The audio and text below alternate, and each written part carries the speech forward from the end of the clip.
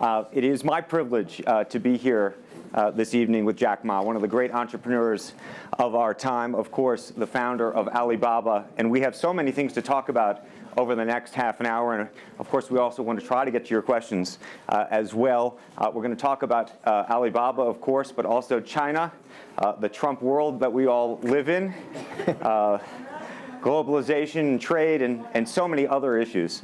But first of all, thank you for joining us. Yeah. Let me start with this, which is to say that you just spent some time inside Trump Tower and went to go visit with Donald, our president-elect in the United States. Tell us about that meeting. Well, it's a very productive meeting, much better than I thought, than I expected. What did you expect? Well, I heard a lot, and I watched, like everybody, I watched all the news and heard a lot about him. So when I go inside, I saw, anything that, but he's very sort of open-minded, listen what I talk. So I think I'm very happy about results. And finally, when he said, he said, Jack, let me walk you down. So it seems he's very happy about the results we had. Can I ask, how does a meeting like that happen? Do you call him? Does he call you? Well, how does this take place? Well, that's the question I'm asking myself. Because someday I got some requests from people say, Jack, do you want a meeting the president-elect? I say, is that true or not? Because I'm not ready for that. Because I don't know what to talk about. And then a few days later, I got another request. I got several requests, and then I saw one email with a friend, and it's very sort of specific. I thought about it. I think, yes, maybe I should go and have a talk. And at least I think President-elect Donald Trump would be happy to hear what I want to talk about. So I went. And what did you tell him? Talk about the small business, talk about agriculture products, talk about the trade between China and the USA. We especially focus on telling about how can we bring the small business in America, sell them to China, to Asia, through our network, which can create a lot of jobs for them. And you committed to create what you say is going to be 1 million jobs in the United States over the next 5 years. Yeah. Now, that's not a million jobs that Alibaba itself, but you're not hiring 1 million people. No, we totally, Alibaba employee put together is like 45,000 people. We cannot hire 1 million. I cannot imagine I can manage 1 million people. Explain to us how you think about the U.S.-China relationship, given some of the comments that Donald Trump has made about China being a currency manipulator. Did that come up during your meeting? Well, I think first, in America, there's a freedom of speech, right? So he can say whatever he wants, and I respect, I understand. But of course, I have my views. We did not debate about the China-U.S. trade or manipulation. We did not debate. We did not talk. We agreed on something. Small business, developing the Midwest America, helping the farmers there, small business there, exporting to China. So we all agreed. But something that we did not discuss about the American the job losing to China, Mexico, and this. Can I share with you my ideas? Please. Yeah. First, I think 30 years ago, when I just graduated from universities, I heard America had a wonderful strategy. They outsource the manufacturing job, service jobs. They outsource the manufacturer to Mexico and China, outsource the service job to India. There's a book called The World is Flat. Tom Friedman, colleague at the New York Times. And I think it's a perfect strategy.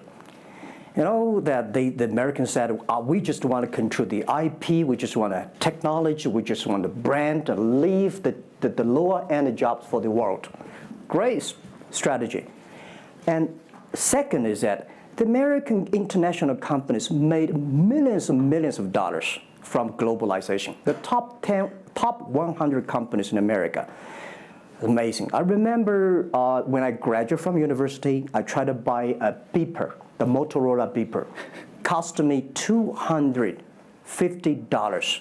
My pay at that time is $10 a month. as a teacher. And the cost of making that beeper is only $8 for a chip. Right.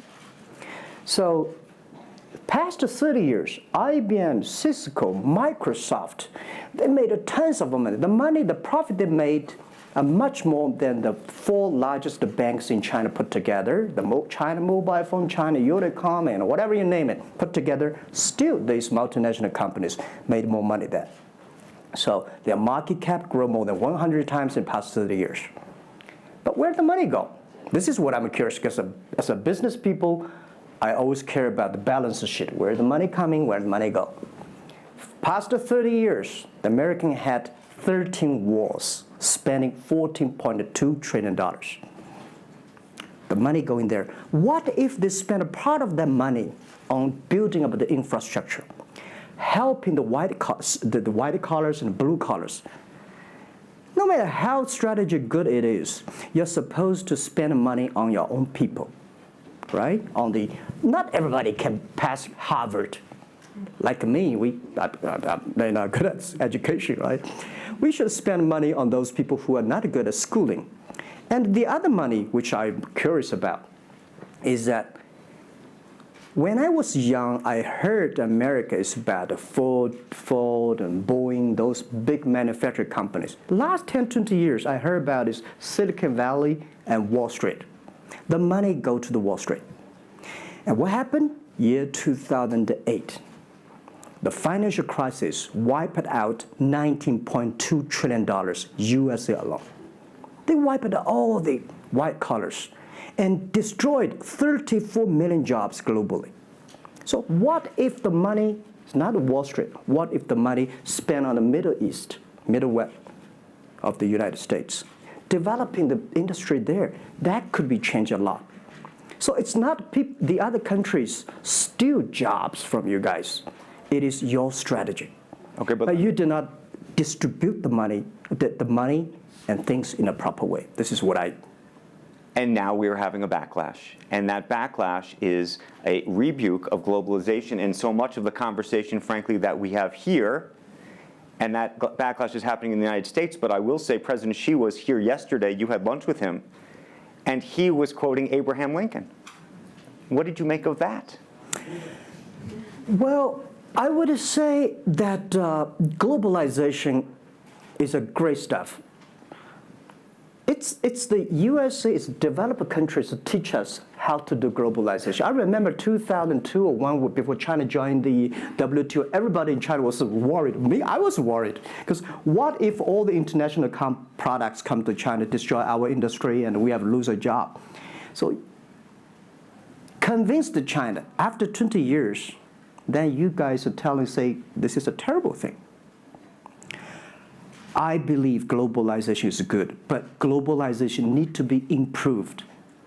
This is Donald Trump, President-elect, want to solve it, the problems. That globalization, I think, should be inclusive globalization.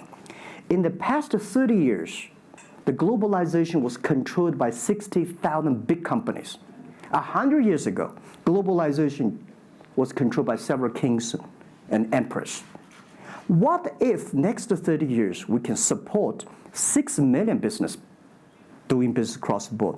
What if in next 30 years we can help support 20 million small business can do business across the board? So this is something which I believe globalization should be inclusive. And do you think that the words of President Xi will happen in reality, which is to say that China has largely acted on its own behalf for many, many years, and now is effectively saying that the U.S. needs to continue acting on everybody else's behalf? Yeah, I think, the world needs some, such a, Mr. Xi yesterday said, it's a wonderful time, it's a bad time, or the worst time. The world needs a new leadership, but the new leadership is about working together. This is what I understand. We do not necessarily need one specific leader to teach us what to do, what not to do. But the world have to partner together. This is what I think. And I think as a Chinese, as a business people, I feel proud for what President Xi said yesterday. As a business person, I want the world to share the prosperity together, to join the force together. As a Chinese, I'm happy about what he committed. Yesterday he said, he speaks like us, takes the responsibility of the second largest economy. As the China's second largest economy, he has to take some responsibility. This is the first time I heard a Chinese leader make number commitment. He said, next 10 years, we are going to import $8 trillion US. This make me feel excited because China is transforming from exporting to importing. If there's a concrete number, if we can fulfill it, this is going to be huge change to the China and to the world. But don't you think that it's easier today for China to be interested in globalization because of the benefits that can accrue to China because you're continuing to develop than it is for countries that are, quote unquote, developed? Well, first, the WTO rule is not designed by China. It's not made by China. I would say there's something that I want to change. The WTO is designed, a lot of rules designed for big companies in the past 30 years, and only big companies can do it. And China definitely benefit a lot from opening. I think China should learn one thing, that we grow in the past 30 years, it's because we open to the world. If we continue to open to the world, not fully. Okay. An American business that wants to effectively go into business in China has a very difficult time, has to partner effectively with a company that's there already. This is why I said China has problems too. The world has problems. And China definitely has a lot of problems. China should open, should be more confidence. This is what I feel yesterday. I feel the confidence of Mr. Xi that he is ready to open more to the world. This is what I suggest, that we should solve the problem by business community, right, by negotiation. WTO, China joined WTO for 20 years or 70 years, I don't know the number. But the past 2 years, that I think we as a business, we as a country, we as the world, we have to review something. Right. But not because unbalanced things, we stop it. You've been calling for something called EWTP. Yeah. What is that? This is what I would talk about, is that the WTO was great, but they mainly designed for developed countries, big companies. There's no opportunity for small business. We want to build up an electronic world trade platform to support young people, small business, thanks through mobile phones, internet, they can sell and buy across the board. And the other thing is that WTO is a very interesting organization. When you put the Doha round, when you put 200 government officers in one room, ask them to agree on something, it's impossible. I can never imagine that they can agree on something together. Business should be designed by business people. So we believe EWTP should be something that the business people sit down together, agree on something, negotiate on something, and get endorsement from the government. I want to talk a little bit about Alibaba and the model itself, because I think for many in the West, if you will, they don't necessarily understand it. And to the extent that the extent that I could try to compare it to Amazon, which I know you think is an unfair comparison, one of the things that's so fascinating to me is that Amazon and Jeff Bezos have pursued what might be described as a very asset-heavy business model. They're buying airplanes. They want to own the entire supply chain from beginning to end. And Alibaba has effectively an asset-light business. It is very much, in terms of the retail piece of this, the opposite. You don't want to own the warehouses. You don't want to own the logistics companies. How do you think about that?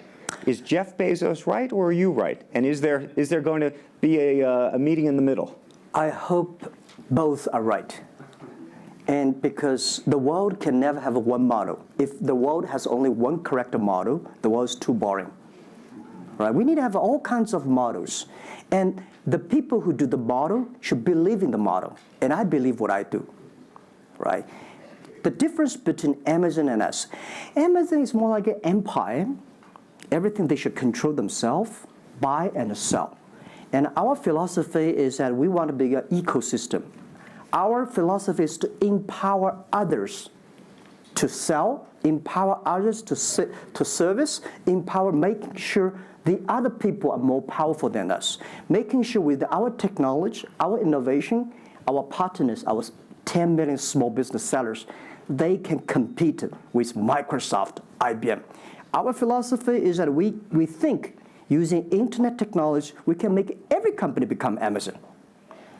Remember one thing, today for our sales, our GMV last year is more than 550 billion US dollars.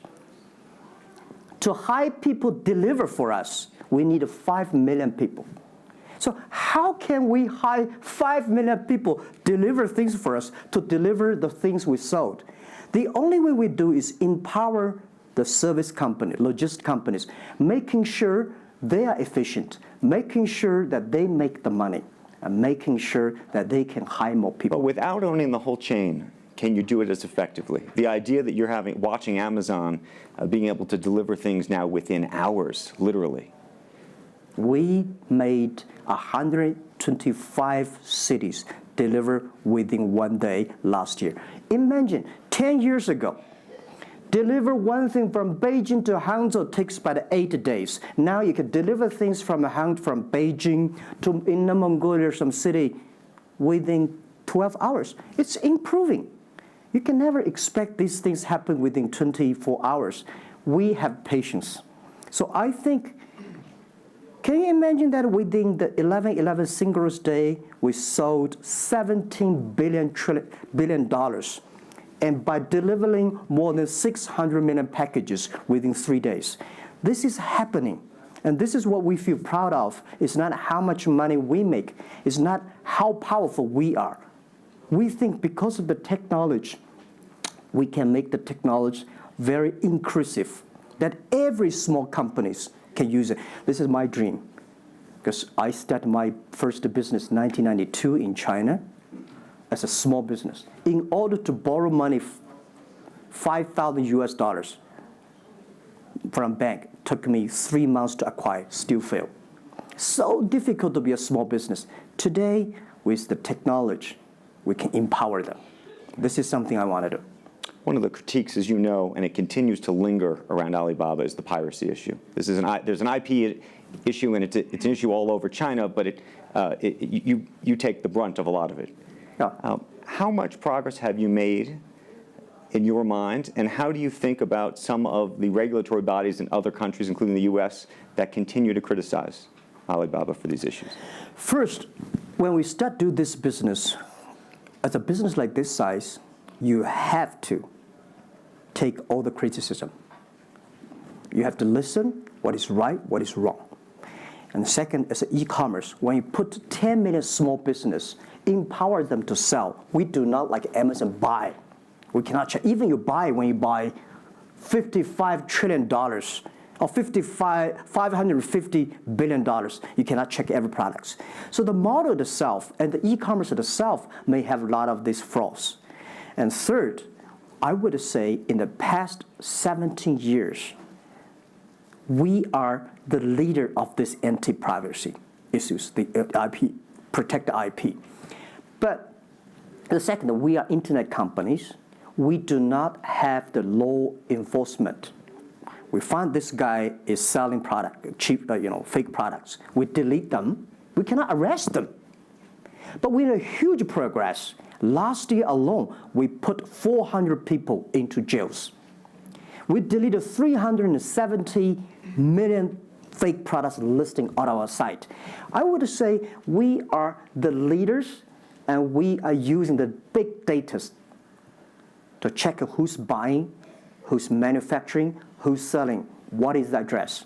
So now I'm happy about the whole world, especially China, all the government organization, start to realize the issues.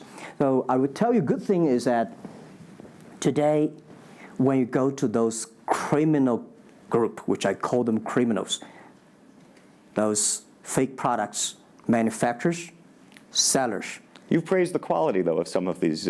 I would talk about it later, right? Those criminals said they can go anywhere but not Taobao and Tmall, because using our data, we trace where they are, who they are, what's the address, what the amount. and we will deliver this to the police station and working with them to arrest them.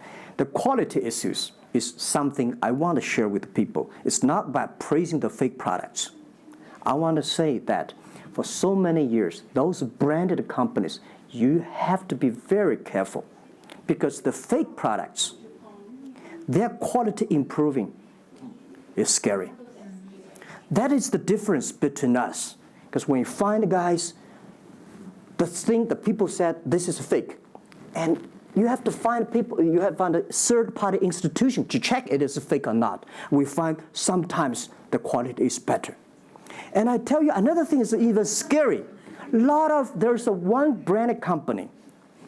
He said, we are selling fake products. We check everything. There's nothing wrong.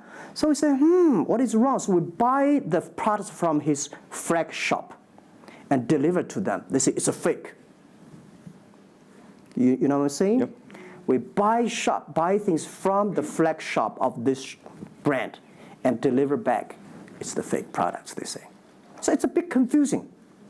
Right. This is fighting against the fake products. It's the war against the human greediness. It's not easy. You cannot finish it, but you have to continue to fight. And I want to say we put 2,000 people, 1 billion RMB every year fighting against that. It can never finish the war within 2 years. But I'm happy. Whether people criticize me, criticize us, the most important is that we are happy about the progress we made. Right. But if people praise me, so, when people say, Jack, you're wonderful, I know I'm not wonderful, right? Oh, Alibaba's great. We are not great. We are just a 17-year-old company. But when people say, you're doing nothing, no, we're doing a lot of things. But you don't have to argue. You don't have to debate. You do what you believe. One of the things you mentioned was using big data on the piracy side, but the other thing that you're using a lot of that big data to do is provide credit and effectively banking the unbanked. And what's so fascinating to me, and I hope you'll share it, is we've talked about the sesame credit. Yep. How you are able to use big data effectively to figure out who deserves credit and who doesn't in a marketplace where some of these people had no credit history before. Okay. Well, before we do that, we had a system called Teach Computers to learn how to anti-fake products, teach the computers to learn how to, because we have Alipay, a lot of people try to use all the ways to cheating.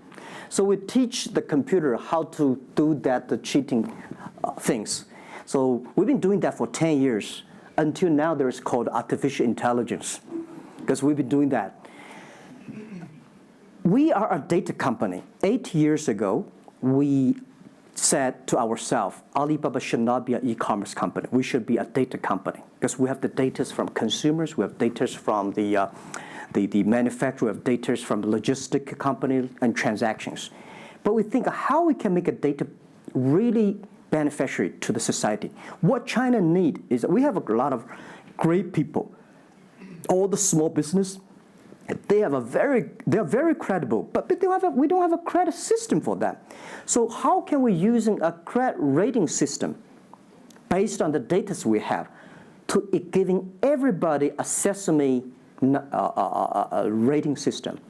That is so powerful in the past 4 years because every individual, every small business, if they have been using our services, we give them a rating system. So we're giving loans in the past 5 years. We're giving 5 million business loans. They only borrow $5,000.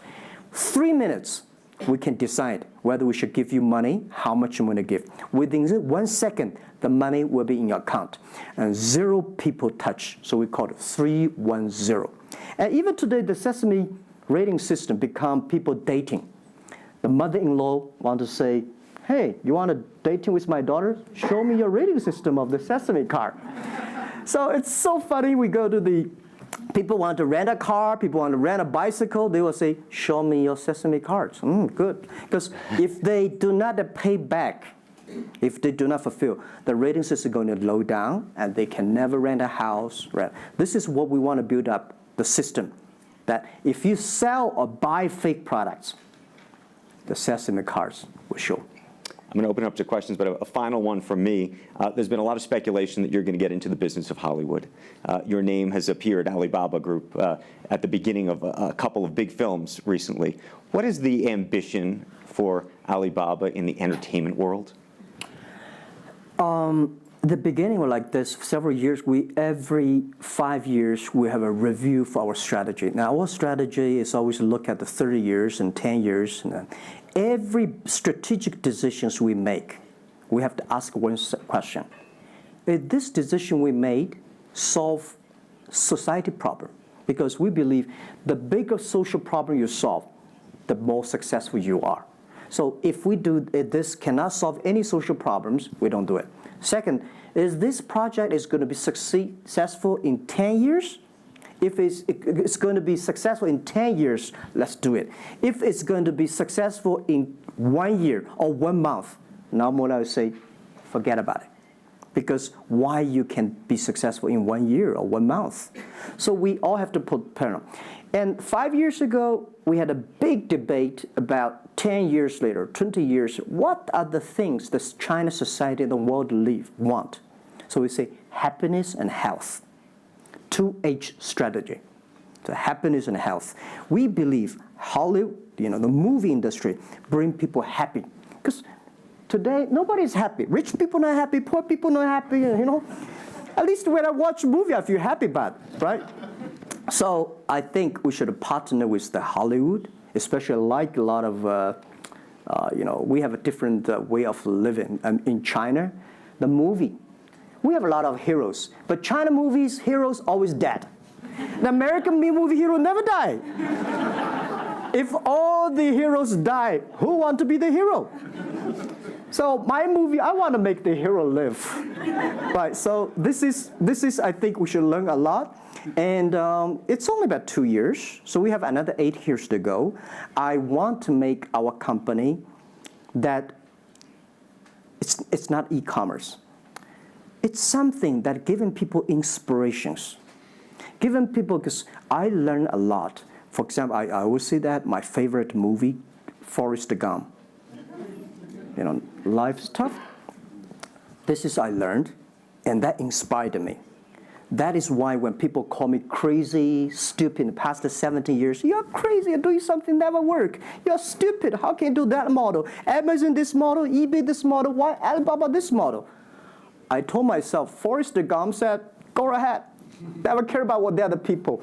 And the other thing, Forrest Gump said, nobody make money out of the catching whales. People make money by catching shrimps. So we serve small business. Fair enough. Jack Ma, we should probably end it there because we're going to run out of time, but I thank you. Thank you so much for the conversation. I promised we'd sneak in a question or two, and we literally have 2 minutes, and they're going to get upset with me. If you have a question, and we're going to, I got to beg you to do it within literally, a second. So go for it right there. Okay, I'm not going to say that China and U.S. is going to have a trade war, but if the Trump administration gets tougher on China in terms of trade agreement, is that going to hurt Alibaba? Well, I don't think so. I think China and the U.S. should never have a trade war. We'll never have a trade war. And I think we should give President-elect Donald Trump some time. And he's open-minded. He's listening. And I think the war, it's so easy to launch a war. But it's so difficult, almost impossible sometimes to terminate a war. Iraq war, Afghanistan war, is that finished? No. Trade war. I believe one thing. When trade stops, the war starts. Trade is something that people start to communicate. Trade is something people exchange culture and value. And I will be happy if China and USA agree on something and Alibaba business model destroyed. I would destroy Alibaba model by stopping the war between. Because how can you imagine the first largest economy of the world, second largest economy of the world, have a trade war? It's going to be a disaster for two countries and for the world. If anybody can do something to stop it, do anything to stop it. Did you have a reaction to Trump and the situation with Taiwan and how he's thinking about that? Well, Taiwan, I think this is not something about government. This is not something about business. It's something about people. If the Taiwan issue is the population, if you do Taiwan issue, it's like against 1.4 billion people. So this is another issue. So we're talking about trade, we're not talking about Taiwan. Very politic. Let's take one final question if we can. I think we can steal one more in. Yes, sir, right there. I'm not a politician. I try to This speak is like me, this. a credit store. How do you assure you are not messing up with people's life and you are not dictating the whole, credit kingdom or the system? Because now you are the decision makers, you are the rule makers. Okay. First, I'm not sure. People say, oh, this is uncertain world. Every day is uncertain. The only certain day was yesterday. I'm not sure about that in the future I will dictate, I will be stupid. That's why I should retire early when I'm young. That is why I have a lot of things that I dream I want to do. I want to do philanthropy, I want to be a teacher, I want to go back to school, I want to do the environment. And the world is so wonderful. Why should I be the CEO of Alibaba all the time?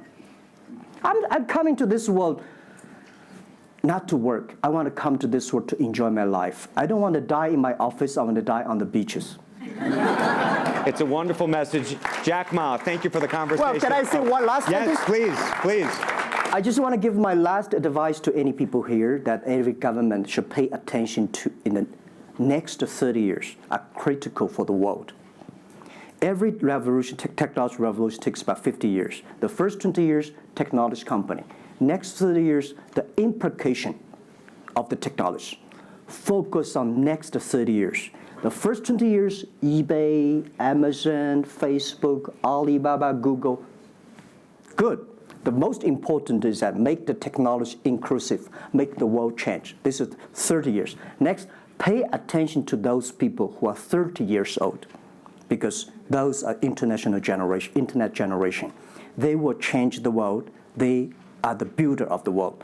Third, that let's pay attention to the company who have fewer than 30 employees. So 30 years and 30 years old and 30 employees. That can make the world much better. Jack Ma, thank you very, very much. Thank you. Thank you. Thank you. Really appreciate it. Thank you. Thank you.